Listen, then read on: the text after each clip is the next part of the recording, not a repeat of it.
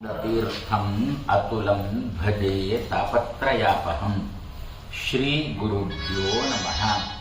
यस्वानुभावम अखिल श्रुति सारभूतम अध्यात्म दीपम अतितीर्षतां तमोनदं संसारिणां करुणया आह पुराण गुह्यं तं व्याससूनुं उपयामि। व्याससूनुं उपयामि ವ್ಯಾಸರ ಮಗನಾಗಿರತಕ್ಕಂತಹ ಶುಕಾಚಾರ್ಯರನ್ನು ಉಪಯಾಮಿ ಅವರ ಸೇವೆ ಮಾಡುತ್ತೇನೆ ಅಂತ. ಯಾಕೆಂದರೆ ಮುಂದೆ ಪರೀಕ್ಷಿತ್ ರಾಜ 7 ದಿವಸಗಳಲ್ಲಿ 18,000 ಭಾಗವತದ ಶ್ಲೋಕಗಳನ್ನು ಮಾತ್ರ ಅಲ್ಲ ಅರ್ಥ ಸಹಿತವಾಗಿ ಕೇಳಬೇಕಾದ್ರೆ ಮನಸ್ಸು ಅಲ್ಲೇ ಇರಬೇಕು. ಆ ಮನಸ್ಸು ಅಲ್ಲೇ ಇರುವಂತೆ ಮಾಡುವ ಕೆಲಸ ರುದ್ರದೇವರಿಗೆ ಸೇರಿದ್ದು ಮನೋನಿಯಾಮಕರಾದ್ದರಿಂದ. ಅದಕ್ಕೋಸ್ಕರ ವೇದವ್ಯಾಸ ದೇವರೇ ಹೇಳ್ತಾರೆ, ಭಾಗವತ ಶ್ರವಣ ಮಾಡಬೇಕು ಅಂತ ಅಪೇಕ್ಷೆ ಉಳ್ಳವರು ಮೊದಲು ನನ್ನ ಮಗನಾದ ಶುಕನನ್ನು ಸೇವಿಸು, ಆಮೇಲೆ ಭಾಗವತಕ್ಕೆ ಪ್ರವೇಶ ಮಾಡು. ವ್ಯಾಸ ಸೂನುಂ ಉಪಯಾಮಿ, ಅವರ ಸಮೀಪಕ್ಕೆ ಹೋಗ್ತೇನೆ ಅಂತ. ಎಂತಹ ಭಾಗವತ ಇದು ಅಂತ ಕೇಳಿದರೆ ಅದಕ್ಕಂತಾರೆ ಸ್ವಾನುಭಾವಂ ಅಂತ. ಒಂದೊಂದೇ ಆ ಭಾಗವತದ ಗುಣಧರ್ಮಗಳನ್ನು ಹೇಳ್ತಾರೆ. ಯಹ ಸ್ವಾನುಭಾವಂ ಅಂತ. ಮುಂದೆ ಅಧ್ಯಾತ್ಮ ದೀಪಂ. ಏನು ಸ್ವಾನುಭಾವಂ ಅಂತಂದ್ರೆ, ಭಾಗವತದಿಂದ ಪ್ರತಿಪಾದ್ಯನಾದವ ಕೃಷ್ಣ.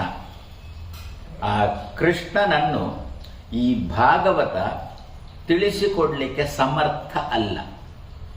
ಏನಿದ್ರೂ ಕೂಡ ಭಾಗವತದ ಅಕ್ಷರಗಳಿಗೆ ಅಭಿಮಾನಿನಿ, ದೊಡ್ಡ ಅಭಿಮಾನಿನಿ ಅಂತಂದ್ರೆ ಅವನ ಪತ್ನಿ ಲಕ್ಷ್ಮಿ.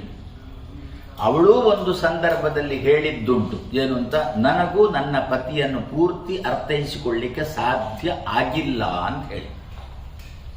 ನಾವೆಲ್ಲ ತುಂಬ ಒದ್ದಾಡ್ತಿರ್ತೇವೆ ಸಾತ್ವಿಕರು. ಅಯ್ಯೋ, ದೇವರನ್ನು ತಿಳ್ಕೊಳ್ಳಿಕ್ಕೆ ಆಗುವುದಿಲ್ಲಲ್ಲ, ಅಲ್ಲಿಗೆ ಮನಸ್ಸು ಹೋಗುವುದಿಲ್ಲಲ್ಲ ಅಂತ ಹೀಗೆಲ್ಲ ನಾವು ಒದ್ದಾಡ್ತಾ ಇದ್ರೆ ಲಕ್ಷ್ಮಿ ಹೇಳ್ತಾಳೆ, ನಾನೇ ತಿಳ್ಕೊಳ್ಳಿಲ್ಲ ಅಂತೆ. ಹಾಗಿರುವಾಗ ನಿಂದೇನು ಮಹಾ ಅಂತೇಳಿ ನಮಗೆ ಸಮಾಧಾನ ಮಾಡ್ತಾಳೆ. ಅದಕ್ಕೆ ದಾಸರ ಒಂದು ನುಡಿ ಹಾಗೇನೆ ಬಂದಿದೆ. ಏನದು? ಬಗೆ ಬಗೆಯ ನೂತನವ ಕಾಣುತ್ತ ದೇವರಲ್ಲಿ ಇನ್ನೂ ಹೊಸತನ್ನೇ ಕಾಣ್ತಾ ಇದ್ದಾಳೆ. ನಿನ್ನೆ ಕಂಡ ಗುಣವನ್ನು ಇವತ್ತು ಕಾಣೋಲ್ಲ ಅಂದ್ರೆ ಏನರ್ಥ? ಅದನ್ನು ಸೇರಿಸಿಕೊಂಡು ಹೊಸ್ತು ಇನ್ನೊಂದು ಕಾಣ್ತಾಳೆ ಅಂತ ಅರ್ಥ.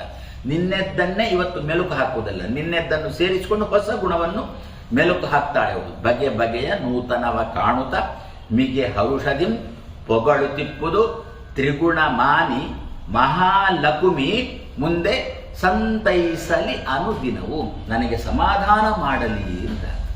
ನಾವು ಒದ್ದಾಡ್ತಾ ಇದ್ದೇವಲ್ಲೋ, ದೇವರನ್ನು ತಿಳ್ಕೊಳ್ಳಿಕ್ಕೆ ಆಗುವುದಿಲ್ಲ ಅಂತ ಒದ್ದಾಡ್ತಾ ಇರ್ತೇವಲ್ಲ, ಈ ಸಮಯದಲ್ಲಿ ತಾಯಿಯ ಸ್ಥಾನದಲ್ಲಿ ಬಂದು ಅವಳು ನನಗೆ ಸಮಾಧಾನ ಮಾಡಲಿ, ಬೇಜಾರು ಮಾಡಬೇಡ. ಏನು, ಯಾಕೆ ನಾನೇ ಪೂರ್ತಿ ತಿಳ್ಕೊಳ್ಳಿಲ್ಲ, ಆದ್ದರಿಂದ ಬೇಜಾರು ಮಾಡಬೇಡ ಅಂಥೇಳಿ. ಹಾಗಾದ್ರೆ ಮತ್ತೆ ದೇವರನ್ನು ಯಾರು ತಿಳಿಸಿಕೊಡುವುದು ಅಂದರೆ, ಪೂರ್ಣವಾಗಿ ತಿಳಿಸಿಕೊಡುವವರು ಯಾರೂ ಇಲ್ಲ. ಅವನು ಪೂರ್ತಿ ತಿಳಿಸಿಕೊಡೋಲ್ಲ, ಬೇರೆಯವರು ತಿಳಿಸಿಕೊಡ್ಲಿಕ್ಕೆ ಅಸಮರ್ಥರು. ಇಂತಹ ಸಂದರ್ಭದಲ್ಲಿ ಆ ದೇವರನ್ನು ಚಿತ್ರೀಕರಿಸುವಾಗ ಭಾಗವತ ಹೇಳ್ತದೆ ಸ್ವಾನುಭಾವಂ. ದೇವರು ಅಂದ್ರೆ ಏನು ಅಂತ ಕೇಳಿದರೆ ಸ್ವಾನುಭಾವಂ, ತನ್ನ ಬಗ್ಗೆ ಸಮಗ್ರವಾದ ಅನುಭವವನ್ನು ತಾನೇ ಮಾಡಿಕೊಳ್ಳುವವ. ಇನ್ನೊಬ್ಬರಿಗೆ ತನ್ನ ಅನುಭವ ಪೂರ್ತಿ ಬರಲಿಕ್ಕೆ ಅವಕಾಶ ಕೊಡುವುದೇ ಇಲ್ಲ. ಆದ್ದರಿಂದಲೇ ಲೌಕಿಕವಾಗಿ ವಿಚಾರ ಮಾಡುವಾಗ ರುಕ್ಮಿಣಿ ಕೃಷ್ಣನಂತ ಒಂದು ಮಾತಂತಾಳೆ, ಕೃಷ್ಣ ಏನು ಸಂತತಿ ಇಲ್ಲಲ್ವನೋ ನಮಗೆ ಅಂತ ಹೇಳಿ. ಕೃಷ್ಣ ಅಂದ, ಏನ್ ಮಾಡಬೇಕು ನಾನು ಅಂತ ಕೇಳಿದ. ಅದಕ್ಕೆ ರುಕ್ಮಿಣಿ ಅಂದ್ರು, ನಾರದರು ಬಂದು ಏನೋ ಹೇಳಿದ್ರಲ್ಲ, ರುದ್ರದೇವರ ತಪಸ್ಸು ಮಾಡಿದ್ರೆ ಸಂತತಿ ಆಗ್ತದೆ ಅಂತ ನಾರದರು ಹೇಳಿದ್ದಾರಲ್ಲ. ಹೌದು, ನೀವು ಹೋಗಿ ತಪಸ್ಸು ಮಾಡಿಕೊಂಡು ಬರ್ತೀಯ. ಯಾರು ಹೋಗ್ತಾರೋ ಒಂದ, ಆದ್ರೂ ಇವಳು ಬಿಟ್ಟಿಲ್ಲ, ಹೋಗಲೇಬೇಕು, ನಮ್ಗೆ ವಂಶ ಬೆಳೀಬೇಕು, ಸಂತತಿ ಬೇಕು, ಹೋಗ್ಲೇಬೇಕು ಅಂತ ಹಠ ಹಿಡಿದು ಕಳಿಸಿದ್ರು. ಸರಿ ಅಂತ ಕೇಳಿಕೊಂಡು ಬದರಿಕಾಶ್ರಮಕ್ಕೆ ಹೋದ ತಪಸ್ಸು ಮಾಡಲಿಕ್ಕೆ. ರುದ್ರದೇವ ಎಲ್ಲ ಲೌಕಿಕವಾಗಿದೆಲ್ಲ ತಪಸ್ಸು ಮಾಡಲಿಕ್ಕೆ ಅಂತ ಅಲ್ಲಿ ಹೋದ. ಕೂತ. ನಾರದರು ಹೇಳಿದ್ದು 12 ವರ್ಷ ತಪಸ್ಸು ಮಾಡಬೇಕು, ಹಾಗಿದ್ರೆ ಸಂತತಿ ಆಗ್ತದೆ ಅಂತ ನಾರದರು ಹೇಳಿದ್ದು. ಯಾರು ಕೂಡ್ತಾರೆ 12 ವರ್ಷ? ಒಂದು ದಿವಸ ಕೂತಲ್ಲಿ ಕೂಡುವವಲ್ಲ, ಅವನಿಗಂತೂ ಸಾಧ್ಯನೇ ಆಗಿಲ್ಲ. ಕೊನೆಗೆ ಏನು ಮಾಡಿದ? ಕೇಳಿದ ಯಾರ ಹತ್ರನು, ಅದು 1 ವರ್ಷ ಅಂದರೆ ಏನು ಅಂತ ಕೇಳಿದ ಯಾರ ಹತ್ರನು. ಅದಕ್ಕೆ ಅವರಂದ್ರು, ಗುರು ಒಂದು ರಾಶಿಯಿಂದ ಮತ್ತೊಂದು ರಾಶಿಗೆ ಹೋಗ್ತಾನೆ, ಒಂದು ರಾಶಿಯಲ್ಲಿ 1 ವರ್ಷ ಅಂತ ಇರ್ತಾನೆ, ಒಂದು ರಾಶಿಯಲ್ಲಿ ಎಷ್ಟು ಸಮಯ ಇರ್ತಾನೆ ಅದಕ್ಕೆ 1 ವರ್ಷ ಅಂತ ಲೆಕ್ಕ. ಆಯ್ತಾ? ಅಲ್ಲಿನ ಮತ್ತೊಂದು ರಾಶಿಗೆ ಹೋದ, ಅಲ್ಲಿ ಎಷ್ಟು ಸಮಯ ಇರ್ತಾನೆ ಅದಕ್ಕೆ 1 ವರ್ಷ ಅಂತ ಲೆಕ್ಕ. ಹೀಗೆ ಗುರು ಶನಿ ಆದರೆ 2.5 ವರ್ಷ 2.5 ವರ್ಷ, ಗುರು 1 ವರ್ಷ ಒಂದು ರಾಶಿ ಇರುತ್ತೆ, 12 ವರ್ಷ ಆಗುವಾಗ 12 ರಾಶಿಗೆ ಬರ್ತಾನೆ. ಕೃಷ್ಣ ಅಂತ, ಓಹೋ ಹಾಗಾದ್ರೆ ಗುರು ಈಗ ಎಲ್ಲಿದ್ದಾನೆ ಅಂತ ಕೇಳ್ತಾ, ಮೇಷದಲ್ಲಿದ್ದಾನೆ. ಸರಿ, ಪುನಃ ಮೇಷಕ್ಕೆ ಬಂದ ಅಂತಂದ್ರೆ 12 ವರ್ಷ ಆಯ್ತಲ್ವಾ? ಹೌದು. ಕರ್ದ ಗುರು, ಬಾ ಅಪ್ಪಣೆ ಅಂತ ಬಂದ, ನಡಿ. ಎಲ್ಲಿದ್ದೀಗ ನೀನು ಅಂತ ಕೇಳಿದ. ಮೇಷರಾಶಿಯಲ್ಲಿದ್ದೇನೆ ಅಂತ ಹೇಳಿದ.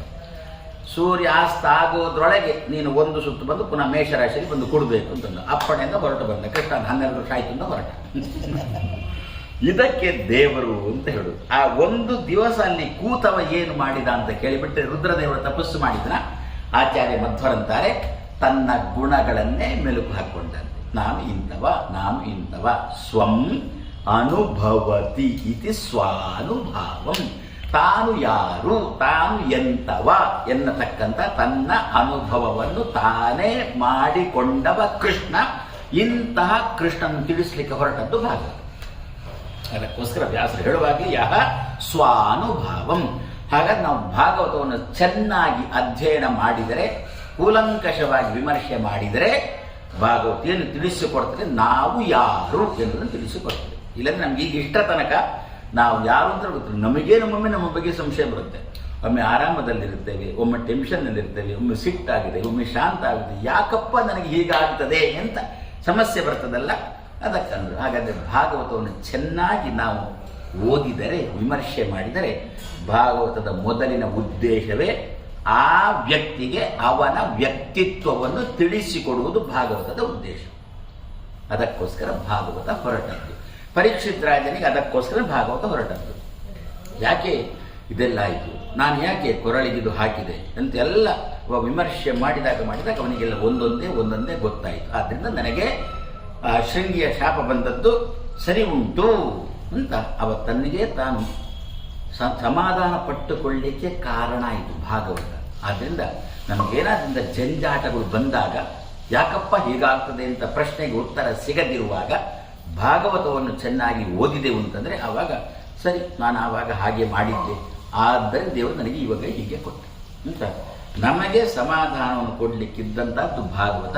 ಇಂಥ ಭಾಗವತದ ಪ್ರವಚನ ಪ್ರಾಯಶಃ ಈ ಮನೆಯಲ್ಲಿ ನಿರಂತರ ಎಷ್ಟು ವರ್ಷ? 4.5 ವರ್ಷ ನಿರಂತರವಾಗಿ ನಡೆದಿದೆ.